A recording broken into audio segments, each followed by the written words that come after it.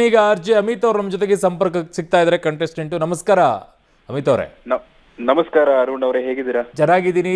ಎಲ್ಲಿ ಕರ್ಕೊಂಡು ಹೋಗ್ತಾ ಇದ್ದಾರೆ, ಏನ್ ಕತೆ? ಅದೇ ನಮಗೂ ಗೊತ್ತಿಲ್ಲ. ಅದ್ರ ಒಳಗೆ ನಾನು ಬಂದ್ಬಿಟ್ಟೆ ನೋಡಿ ವಾಪಸ್. ಅದ್ರೊಳಗಡೆಗೆ ಬಂದ್ಬಿಟ್ರಾ? ಅಷ್ಟ್ರಲ್ಲಿ ನಾನು ವಾಪಸ್ ಬಂದ್ಬಿಟ್ಟೆ ಮನೆಗೆ ಅಂತ. ಅದ್ ನಡೆಯುವಷ್ಟರಲ್ಲಿ ವಾಪಸ್ ನಾನು ಮನೆಗೆ ಬಂದ್ಬಿಟ್ಟೆ, ಎಲಿಮಿನೇಟ್ ಆಗ್ಬಿಟ್ಟು ಕೆಲವೇ ದಿನಗಳ ಹಿಂದೆ. ಈ ಒಂದು ವಿಚಾರ ಕೇಳ್ಬಿಟ್ಟು ಸಿಕ್ಕಾಪಟ್ಟೆ ಶಾಕಿಂಗ್ ಅನ್ಸ್ತು. ಅಂದ್ರೆ ಇಂಥ ದೊಡ್ಡ ಕಾರ್ಯಕ್ರಮ ಇಡೀ ಕರ್ನಾಟಕ, ಇಡೀ ಜಗತ್ತೇ ಕುತ್ಕೊಂಡು ನೋಡುತ್ತೆ. ಎಷ್ಟು ಜನ ಈ ಟೈಮಲ್ಲಿ ಕುತ್ಕೊಂಡು ವೇಟ್ ಮಾಡ್ತಾ ಇರ್ತಾರೆ ಆ ಕಾರ್ಯಕ್ರಮ ನೋಡಕ್ಕೆ. ಅದೆಲ್ಲ ಬಿಟ್ರೆ ಎಷ್ಟೋ ಜೀವಗಳು ಆ ಒಂದು ವೃತ್ತಿ ನಂಬ್ಕೊಂಡಿದೆ. ಅಲ್ಲಿರುವಂತ ಕಂಟೆಸ್ಟೆಂಟ್ಸ್ ಬಿಟ್ಟು ಸಾವಿರಾರು ಜನ ಆಚೆ ಇರುವಂತಹ ಕೆಲಸ ಮಾಡುವವರು, technicians, task managers, creative team ಅವರು, ಕ್ಯಾಮ್ರಾ ಹಿಂದೆ ಇರುವಂತಹ ವ್ಯಕ್ತಿಗಳು, ಎಷ್ಟು ಜನ ಸೆಟ್ ಡಿಸೈನರ್ಸ್, ಎಷ್ಟು ಜನ ಕೆಲಸ ಮಾಡ್ತಾ ಇರ್ತಾರೆ ಅದಕ್ಕೋಸ್ಕರ. ಕೆಲವೊಂದ್ ಕಡೆ ಸಿಕ್ಕಾಪಟ್ಟೆ ಅಂಥವ್ರಿಗೆ ಅನ್ಯಾಯ, ಆ ಶೋಗೆ ಅನ್ಯಾಯ ಆಗ್ತಾ ಇದೆ ಅಂತ ಅನ್ಸುತ್ತೆ. ಅಲ್ಲ, ಬಿಗ್ ಬಾಸ್ ಇಂದ ಆಗಿರುವಂತದ್ದು ಏನು ಅಲ್ಲ ಇದು. ಅಲ್ಲಿ ಸ್ಟುಡಿಯೋ ಅವ್ರು ಮಾಡಿರುವಂತಹ ಸಮಸ್ಯೆ ಇದು. ಎಕ್ಸಾಕ್ಟ್ಲಿ, ಅವರಿಂದ ಬಿಗ್ ಬಾಸ್ ಅನ್ಯಾಯ ಆಗಿದೆ ಅಂತ ಅಷ್ಟೇ. ಸೊ ನೀವು ಒಳಗಡೆ ಇದ್ದಂತ ಟೈಮಲ್ಲಿ ಬಿಗ್ ಬಾಸ್ ನಿಮಗೆ ಚಾಲೆಂಜ್ ಕೊಡೋದು, ಶಿಕ್ಷೆಗಳನ್ನ ಕೊಡೋದು ಎಲ್ಲ ನಡೀತಾ ಇತ್ತು. ಈಗ ನಿಜವಾಗಿಯೂ ಕೂಡ ಬಿಗ್ ಬಾಸ್ಗೆನೆ ಒಂದು ರೀತಿಯಾಗಿ ಚಾಲೆಂಜ, ಶಿಕ್ಷೆನಾ ಇದು?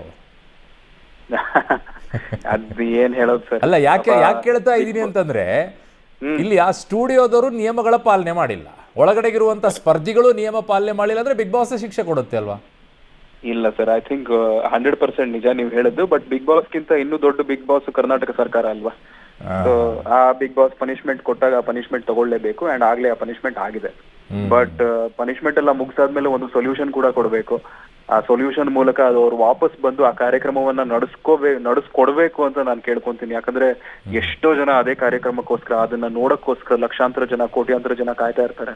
ಸೊ ಇದೆಲ್ಲೋ ಒಂದ್ ಕಡೆ ಅಲ್ಲಿರುವಂತಹ ಕಂಟೆಸ್ಟೆಂಟ್ಸ್, ಟೆಕ್ನಿಷಿಯನ್ಸ್, ಆ ಬಿಗ್ ಬಾಸ್ ತಂಡಕ್ ಮಾತ್ರ ಅಲ್ಲದೆ ಎಷ್ಟೋ ಜನ, ಕೋಟ್ಯಾಂತರ ಜನ, ಕಾಮನ್ ಪೀಪಲ್ಗೂ ಅನ್ಯಾಯ ಆದಂಗೆ ಅಂತ ಹೇಳ್ತಾ ಇರೋದು. OTT ಪ್ಲಾಟ್ಫಾರ್ಮ್ಸ್ ಇದೆಲ್ಲ ಸಬ್ಸ್ಕ್ರೈಬ್ ಮಾಡ್ಕೊಂಡು ದುಡ್ಡು ಇನ್ವೆಸ್ಟ್ ಮಾಡ್ಬಿಟ್ಟು ನೋಡ್ತಾ ಇರ್ತಾರೆ. ಎಲ್ರು ಇನ್ವೆಸ್ಟ್ ಮಾಡಿದಾರೆ ಅದರಲ್ಲಿ. ಸೊ ಅವ್ರು ಎಲ್ರಿಗೂ ಒಂಥರ ಮೋಸ ಆದಂಗೆ. ಅಂಡ್ ಐ ಥಿಂಕ್ ಕರ್ನಾಟಕಕ್ಕೆ, ಕನ್ನಡ ಇಂಡಸ್ಟ್ರಿಗೆ ಒಂದು ಕೆಟ್ಟ ಹೆಸರು ಬರಬಹುದು ಇದ್ರ ಮೂಲಕ ಅಂತ. ಬಿಕಾಸ್ ಕೆಟ್ಟ ಹೆಸರು ಏನ್ ಬರ್ಲಿಕ್ಕಿಲ್ಲ. I don't think so. Bigg Boss ಆ ಸ್ಟುಡಿಯೋದವ್ರು ಮಾಡಿರುವಂತ ಎಡವಟ್ಟಕ್ಕೆ ಬಿಗ್ ಬಾಸ್ಗೆ ಯಾಕೆ ಕೆಟ್ಟ ಹೆಸರು? I don't think so. ನಂಗೆ ಅನ್ಸಲ್ಲ. ಸಡನ್ ಆಗಿ ಮಧ್ಯ ನಿಂತಿರುವಂತದ್ದು ಅದು ಕೆಟ್ಟ ಹೆಸರು. ಅದು ಶುರು ಆಗ್ಬೋದು, ಒಂದಿನ 2 ದಿನ ಬಿಟ್ಟು, ಮತ್ತೆ ಏನಾದ್ರು ಕಾನೂನಾತ್ಮಕ ತೊಡಕುಗಳಿದೆ, ಕ್ಲಿಯರ್ ಆಗ್ಬಿಟ್ಟು ಶುರು ಆದ್ರೆ ಸಾಕು ಸರ್. ಶುರು ಆದ್ರೆ ಸಾಕು. ಶುರು ಆಗುತ್ತೆ ಖಂಡಿತ, 100% ವಾಪಸ್ ಅದನ್ನ ನೋಡ್ತೀವಿ ನಾವು. ಎಸ್, ಥ್ಯಾಂಕ್ ಯು ಅಮಿತ್ ಅವರೇ, ಪಬ್ಲಿಟಿ ಜೊತೆಗೆ ಮಾತಾಡಿದ್ದಕ್ಕೆ thank you so much. So ಇದು ಎಲ್ಲರಿಗೂ ಇರುವಂಥದ್ದು, ಇದು ಕೆಟ್ಟ ಹೆಸರು? ನೋ, ಐ ಡೋಂಟ್ ಥಿಂಕ್ ಅದು ಅನ್ಸಲ್ಲ. ಅದು ಯಾಕೆ ಅಂತಂದರೆ, ಮಾಡಿರುವಂಥದ್ದು ನಿಯಮಗಳ ಪಾಲನೆಯನ್ನು ಮಾಡದೇ ಇರುವಂಥದ್ದು ಆ ಸ್ಟುಡಿಯೋದವರು. ಸೊ ಹಾಗಾಗಿ ಬಿಗ್ ಬಾಸ್ ಅಲ್ಲ, ಬಿಗ್ ಬಾಸ್ ಅಲ್ಲಿ ಹೋಗಿ ಜಾಗ ತಗೊಂಡು ಅಲ್ಲಿ ಸೆಟ್ಟನ್ನು ಹಾಕಿ ನಡೆಸ್ತಾ ಇದ್ದಿದ್ದು ಬಿಗ್ ಬಾಸು. ಹಾಗಂದು ಮಾತ್ರ ಬಿಗ್ ಬಾಸ್ ತಪ್ಪು ಮಾಡಿದೆ ಅಂತ ಬಿಗ್ ಬಾಸ್ ತಪ್ಪು ಮಾಡಿಲ್ಲ. ಇಲ್ಲಿ ಆಗಿರುವಂಥ ತಪ್ಪು ಆ ಸ್ಟುಡಿಯೋದ್ದು. ಅಲ್ಲಿ ಅನೇಕ ಬೇರೆ ಸೀರಿಯಲ್ ಸೆಟ್ಗಳು ಕೂಡ ನಡೆಯುತ್ತೆ, ಸೀರಿಯಲ್ಗಳ ಶೂಟಿಂಗ್ ಕೂಡ ನಡೆಯುತ್ತೆ, ಅವೆಲ್ಲವೂ ಕೂಡ ಹೊಡ್ತಾ ಕೊಡುತ್ತೆ. ಕೇವಲ ಒಂದಿಷ್ಟು ಜನಕ್ಕೆ, ಕೇವಲ ಒಂದಿಷ್ಟು ಬಿಗ್ ಬಾಸ್ನ ಡಿಪೆಂಡ್ ಆಗಿರುವಂಥವ್ರಿಗಲ್ಲ, ಆ ಸ್ಟುಡಿಯೋದಲ್ಲಿ ಕೆಲಸ ಮಾಡುವಂಥವ್ರಿಗೂ ಕೂಡ ಹೊಡ್ತಾನೆ ಇದು. ಅದನ್ನು ಡಿಪೆಂಡ್ ಹಾಕ್ಕೊಂಡು ಕೆಲಸದ ಮೇಲೆ ದಿನನಿತ್ಯ ಕೂಲಿ ಕೆಲಸ ಮಾಡ್ಕೊಂಡಿರುವಂಥವ್ರಿಗೂ ಹೊಡ್ತಾ ಕೊಡುತ್ತೆ, ಅವ್ರಿಗೆ ಸಂಬಳದ ಮೇಲೆ ಹೊಡ್ತಾ ಕೊಡುತ್ತೆ.